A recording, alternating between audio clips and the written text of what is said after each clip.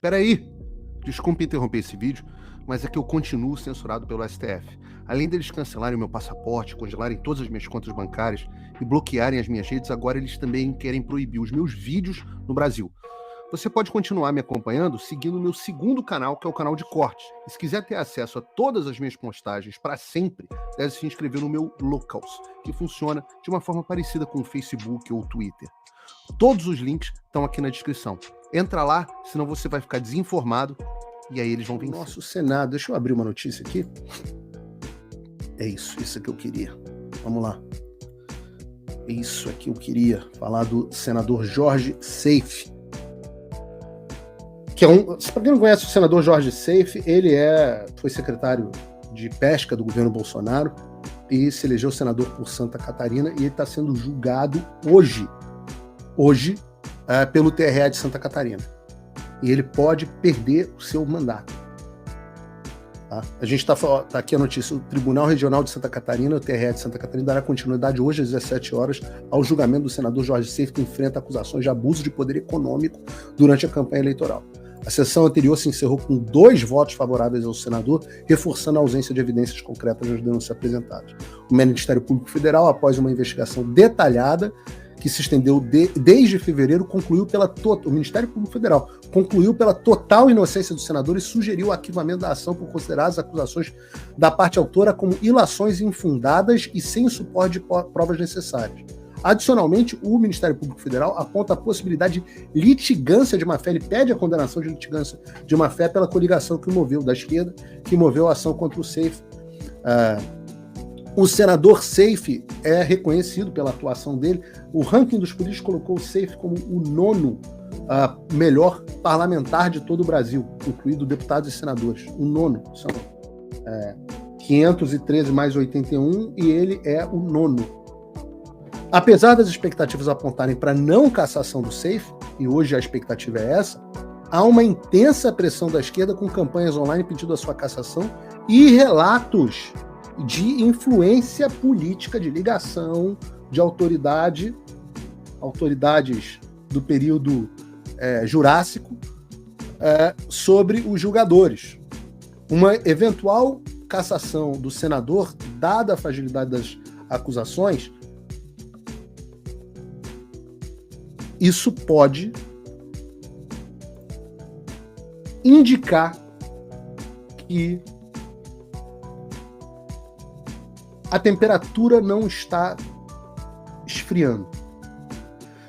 Em outras palavras, se o Seife for cassado, é sinal de que a chapa ainda está muito quente ou ainda está esquentando mais. Isso que é um termômetro. Eu trouxe essa pauta por esse motivo. Se ele não for cassado, como eu acho que vai ser o caso, isso também, por outro lado, mostra um pouco de perda de força do movimento de expurgo. Vejam, no início desse ano, com a cassação do Dallagnol, a esquerda estava na impressão de que eles iam caçar todo mundo. Era esse o plano deles.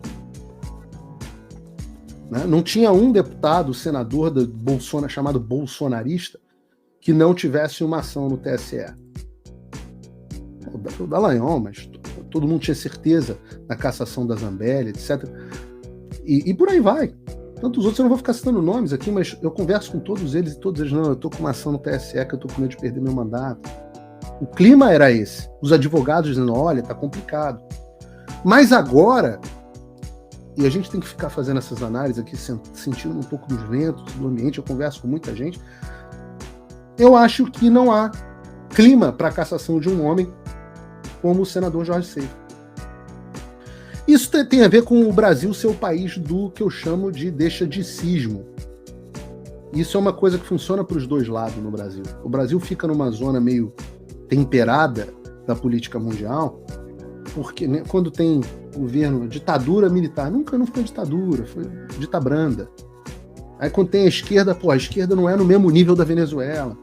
É porque o país é o país do deixadicismo. Isso é um dos componentes. Então todo mundo fica, não, deixa disso, não precisa caçar, já tirou o Bolsonaro. Mas também tem um clima que mudou no Senado. O Pacheco mudou claramente de posição. Por que ele mudou? Ora, um lado tem a ver com ele, o fato dele estar politicamente morto. Pacheco não se elege senador nunca mais na vida dele. Com sorte, se elege deputado federal. Ele sabe disso. Mas tem também a questão da traição. O Pacheco era o candidato do Xandão ao STF. Agora o candidato do Xandão tinha passado a ser o Dino. Eu ouvi dizer, e eu não posso confirmar isso, mas posso dizer, como ouvi dizer, que ofereceram ao Pacheco, eu acho que isso nunca saiu em nenhum veículo de imprensa, mas que ofereceram a ele uma vaga no Tribunal de Contas para compensar o sonho dele, que não será realizado, de uma vaga no Supremo Tribunal Federal. Afinal, o candidato do Xandão, volto a dizer, era o Pacheco e passou a ser o Flávio Dino. Dizem as más línguas, e a gente não tem como saber se é verdade, mas eu ouvi isso de um senador, que eu já adianto que não foi o SEI, que o Dino consegue a vaga dele na base da extorsão. Que o Dino ameaça, agora que ele está com a Gestapo lá, um braço da Gestapo debaixo dele, essa que se chamava Polícia Federal, mas hoje dentro dela existe uma Gestapo, ele usa ela para chantagear. Tem como saber se é verdade.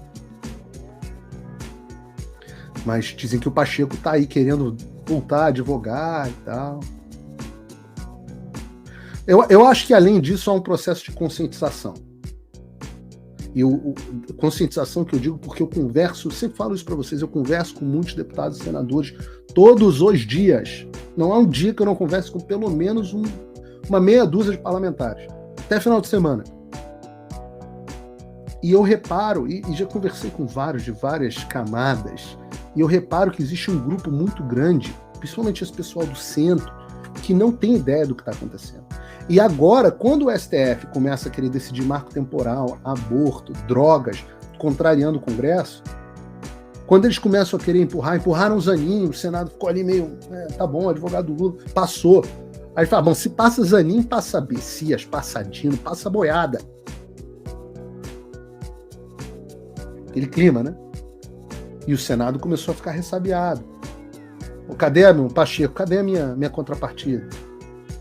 Embora digam também que quem manda hoje no Senado já é o Alcolumbre. Pacheco não manda tanto assim, não. Mas quando foram para cima, por exemplo, do Marcos Duval, e o Marcos Duval tem as peculiaridades dele, mas a gente nunca soube de nenhuma sacanagem, nada de corrupção envolvendo o senador Marcos Duval, e tudo o que ele falou, lá desde o início do ano, acabou se concretizando e sendo refletido lá na CPI, embora ele talvez não tivesse tanta substância para comprovar o que ele queria. Mas quando foram para cima dele, vocês imaginam, né? O Marcos Duval teve gabinete revirado, contas bloqueadas, está até hoje sem rede social, celular apreendido, senador da República. Agora, você imagina, se ele, que nunca fez nenhuma sacanagem, que a gente sabe, pode acontecer isso com ele, você imagina como é que ficaram tantos senadores do Centrão que têm o rabo preso, vendo que a imunidade deles não vale mais nada. Vendo que o Xandão faz o que quer dentro do Senado. Por isso que teve aquele documento, mais cedo no início do ano, com acho que 41 ou 42 assinaturas, suficiente até para impeachment, né? Cobrando do Rodrigo Pacheco uma atuação contra essa violação do STF. E como é que a gente sabe que há uma mudança na postura do Pacheco? A gente sabe lá pela rejeição do nome do DPU, a gente sabe porque o Pacheco vem falando, é que o Pacheco é uma geleia, mas ele vem falando cada vez de forma mais enfática contra o Supremo Tribunal Federal, ao ponto de que ontem ele teve que dizer, não, eu sou a pessoa que mais defende o Supremo Tribunal Federal. Se está dizendo isso, é porque estão dizendo porque ele está sendo cobrado por uma posição mais combativa. E várias medidas dele contra o Supremo Tribunal Federal, medidas que estão no Senado contra o Supremo Tribunal Federal, estão sendo e serão pautadas e devem passar. A reforma tributária do Lula vai passar ruim, mas não vai passar horrorosa. Vai ter que voltar para a Câmara. O Senado está criando complicação. Então, o que está faltando? Está faltando pressão popular. Vocês imaginem se o povo tivesse, com esse Pacheco ressabiado, se sentindo traído, sem perspectiva, louco para ter uma coisa para aparecer. Vocês imaginem se o povo tivesse, desde março, em massa nas ruas, pedindo fora Xandão. Pacheco ia estar com a faca e o queijo na mão e todas as justificativas. Vocês têm dúvida que a fita do aeroporto de Roma ia já ter aparecido, ia dar um empurrão que faltava para o impeachment do Xandão? Você tem dúvida que as denúncias que a ASFAV, Associação das Famílias e Vítimas do 8 de janeiro, dos presos políticos do 8 de janeiro, que fizeram na semana passada, eu fiz uma longa entrevista sobre isso, e uma palestra também junto com eles, mais de 100 denúncias na OEA, na Comissão Interamericana de Direitos Humanos, os senadores e deputados que fizeram denúncias na ONU, eu pessoalmente, fui entregar na ONU a denúncia com eles. Tem um acúmulo de coisa. Falta o quê? Falta pressão popular.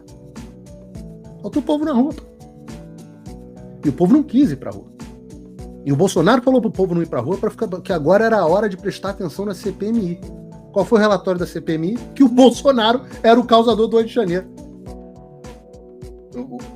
Assim, a falta de estratégia é tão grande.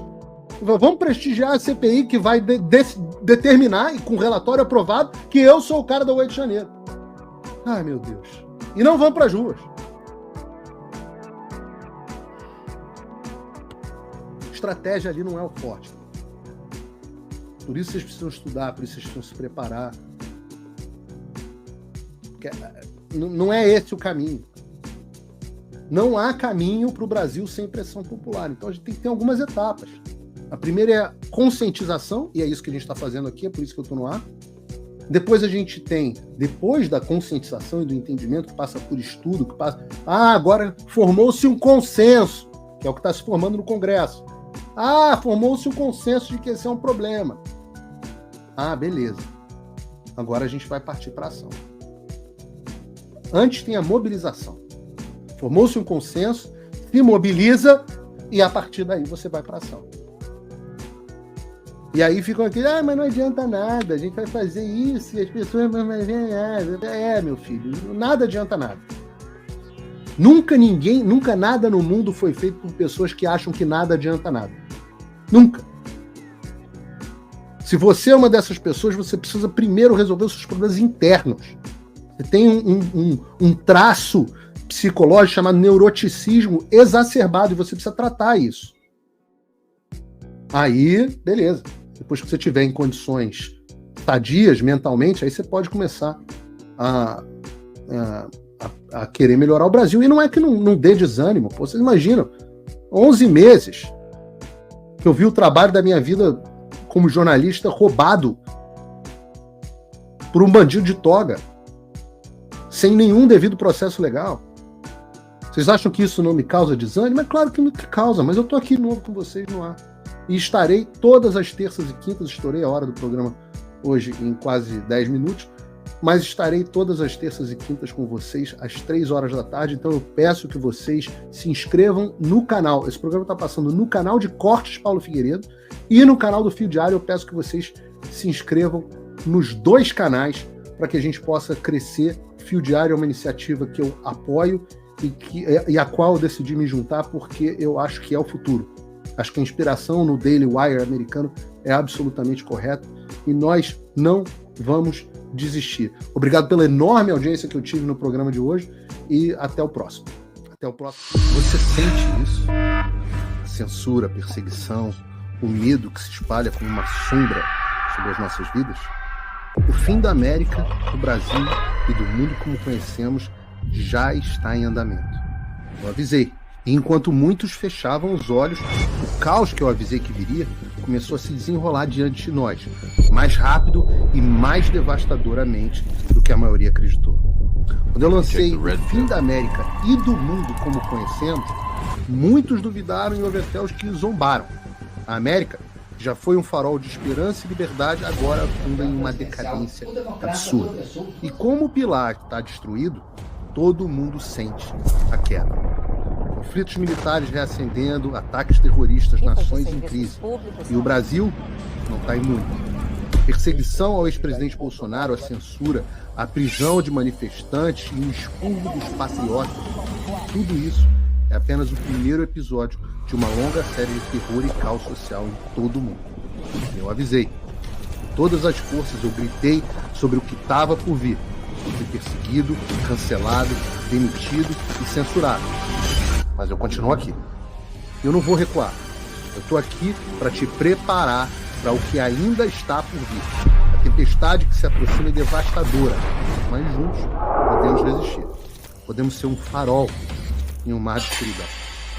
O fim da América e do mundo como conhecemos não é apenas o maior curso de política atual já ministrado no Brasil, é também o seu manual de sobrevivência em meio ao caos. Quem já acessou, está preparado.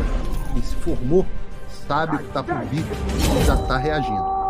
Eu estou abrindo talvez uma última turma desse que se tornou o maior curso de política atual do Brasil, com 5.000 alunos. Porque quanto mais pessoas se prepararem, mais nós teremos a chance de vencer. Clique no link agora. A tempestade já chegou. E a hora que sabemos como sobreviver é agora. Porque quando o mundo desmoronar, a informação terá a sua maior defesa. Só o conhecimento liberta e cidadãos informados não são escravizados. Clique no link e faça parte do grupo de mais de 5.000 sobreviventes. Estamos te esperando.